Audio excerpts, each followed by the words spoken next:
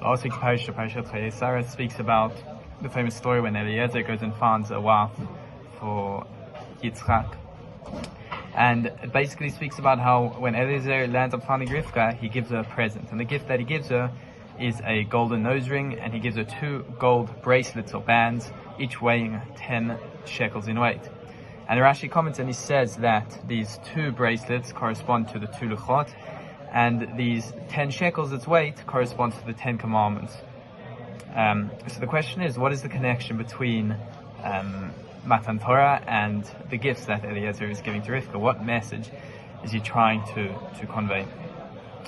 And if we just take a zoom out of the parasha, we start with this parasha pretty much where Abraham goes to find a burial place for Sarah.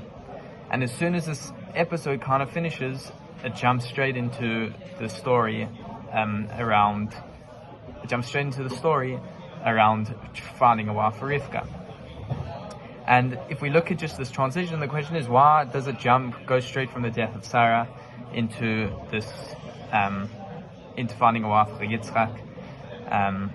Focusing on Rivka, so Rashi in next week's Parashat Toldot, it speaks about how as soon as Sarah passed away, then Rivka came into this world.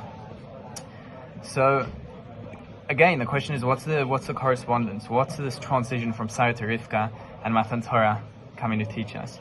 And I think if we look at the story of Matan Torah, and we see how the whole thing behind Matan Torah was that Bnei Israel came into the Midrash out of Mitzrayim at a very low level, near hopelessness, and we received the Torah.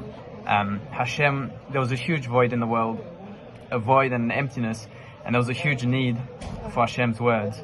And Hashem, He fulfilled that need, and He gave us the Torah. And so too we can see the same parallel with Sarah and Rivka, that as soon as Sarah died, as Rashi speaks about in last week's parasha, that there was 3 things that used to be in her tent: the lamp, Hashem's Shekhinah, and the dough that would always rise. And as soon as she landed up passing away, that disappeared. And what happened? The message that Eliezer was coming to show Rivka was that there was a void in the world after Sarah died, just like Matan Torah. And what happened? That Rivka needed to come and fulfill this void that Sarah Imeinu had left. And she did exactly that, as Rashi explains, how all these 3 things returned. And I think linking that to Gavi, we can learn a very important lesson. I've known Gavi for many years.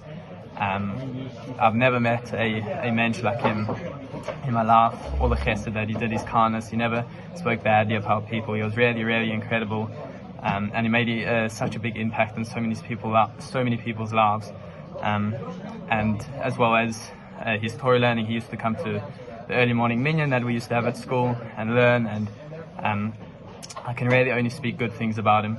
And just to tie it back to this idea is that when we were in Poland, our tour guide Rab Rafi, he basically told us that if we don't learn anything from our difficult experiences, we've done it wrong. And I think we can learn so much from Gavi.